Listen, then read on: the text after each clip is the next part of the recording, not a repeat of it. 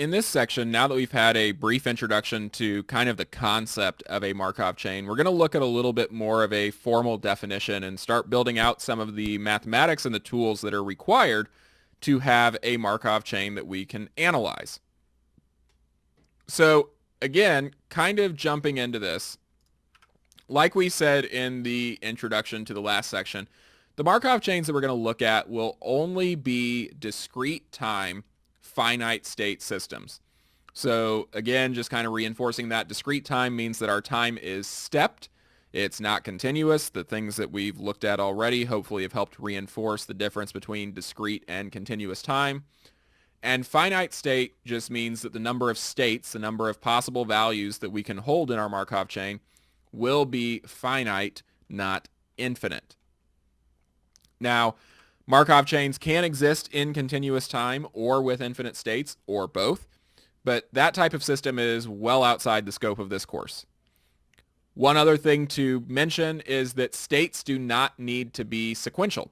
So in our example that we looked at in the previous section, we had a system that could move from 0 to 1 or 1 to 2 or 2 to 3, but there was no real clear way to move from 3 to 0 or from 1 to 7. And so Markov chains in general are capable of that.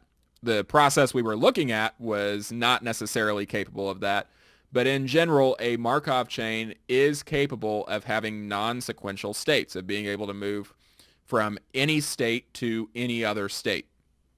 And the model specification, the probability transition graph, or ultimately the process definition, has to be able to identify what states, what transitions, and what transition probabilities are required for a given Markov chain.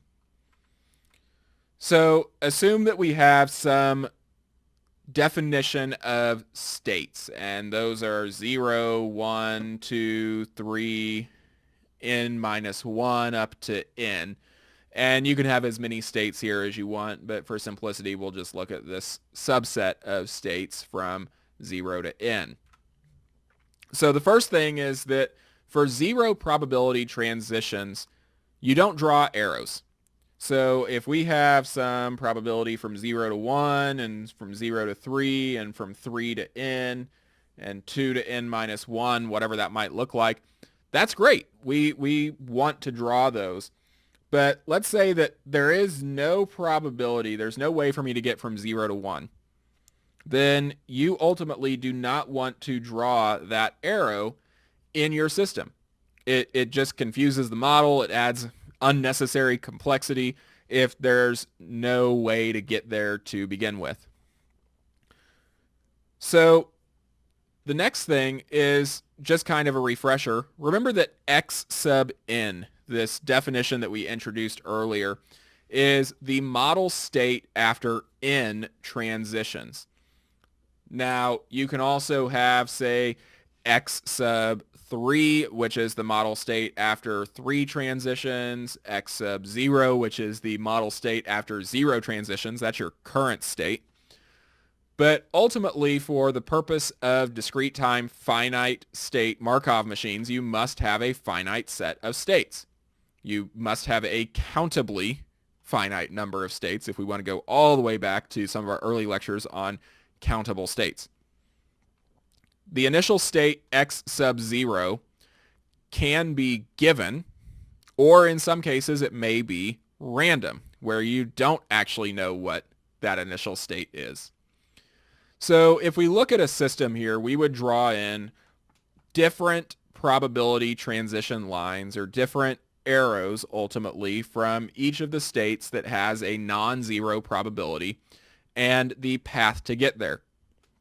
So if we wanted to write down for any specific state or any specific state transition, we could say that the probability of transitioning from state I to state J is ultimately equal to the probability that x at n sub 1, our state at the next step, would be equal to J given that our current state exit in is equal to I. So P sub ij is the probability, the transition probability of moving from state I to state j. That our current state is I and our next state will be j. Now, what we call the Markov property, or really the Markov assumption, is that given the current state, our past no longer matters.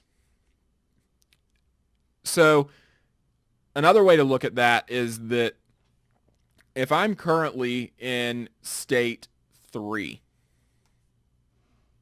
right here, I don't necessarily always care how I got to state 3. I just need to know that I'm in state 3. And then the thing that I care about is where I can go from state 3. So in this case, it looks like there's only one path that I can go from 3 to 1. But in general, the Markov property says that I don't always care how I got to 3.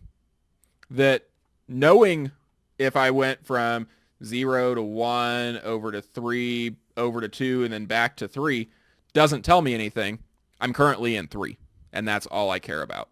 And that is ultimately the Markov property, the Markov assumption, as a lot of people will call it.